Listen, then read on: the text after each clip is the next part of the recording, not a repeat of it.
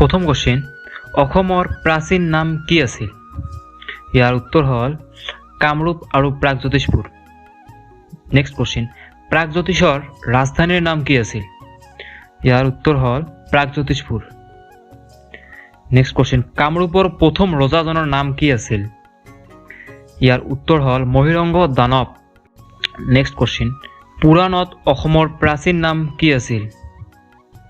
ইয়াৰ উত্তৰ হ'ল Kamrup. Next question প্ৰাচীন অসমখন কেইটা ভাগত বিভক্ত আছিল? ইয়াৰ উত্তৰ হ'ল 4টা, যেনে ৰত্নপীঠ, কামপীঠ, স্বৰ্ণপীঠ আৰু সৌমাৰপীঠ। নেক্সট কোশ্চিন কোনজন ৰজাৰ নাম মহাভাৰতত পোৱা যায়? ইয়াৰ উত্তৰ হ'ল ভগদত্তৰ নাম। নেক্সট কোশ্চিন নৰকাসুৰে কাক বিয়া কৰাইছিল?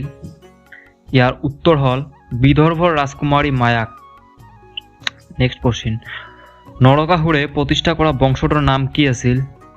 ইয়াৰ উত্তৰ হ'ল ভৌম বংশ। নেক্সট কোশ্চিন পুৰুষৰ আখৰৰ চানেকি ক'ত পোৱা যায়? ইয়াৰ উত্তৰ হ'ল কুমাৰ ভাস্কৰ বৰ্মনৰ তামৰ ফলিত। নেক্সট কোশ্চিন জঙাল বলহু গড় কোনে সজাইছিল? ইয়াৰ উত্তৰ হ'ল আৰিমত্ত ৰজাৰ পুতেক জঙাল বলহুৱে।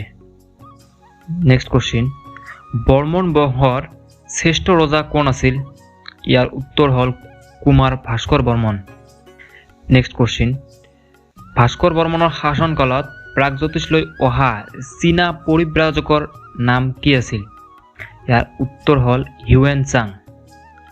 নেক্সট কোশ্চিন ভাস্কৰ বৰ্মনে সিংহাসন আহৰণ কৰিয়েই প্ৰৱৰ্তন কৰা নতুন চনটো কি আছিল?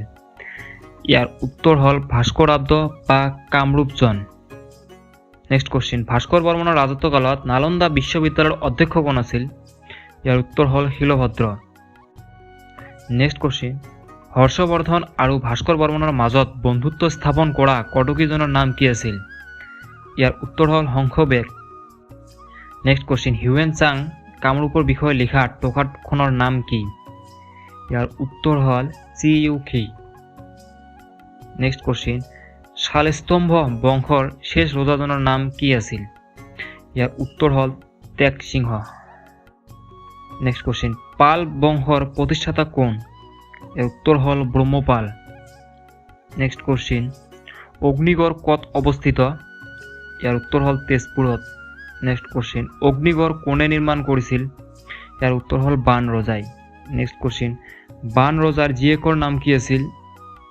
ইয়াৰ উত্তৰ হ'ল উষা।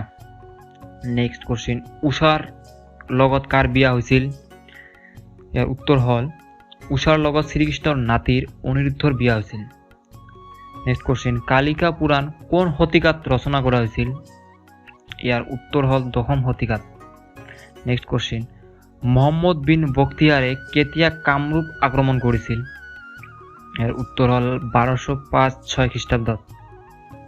নেক্সট কোশ্চিন কোনে কামৰূপ ৰাজ্যৰ ৰাজধানী কমতাপুৰলৈ তুলি নিছিল? ইয়াৰ উত্তৰ হ'ল ৰজা সন্ধাই।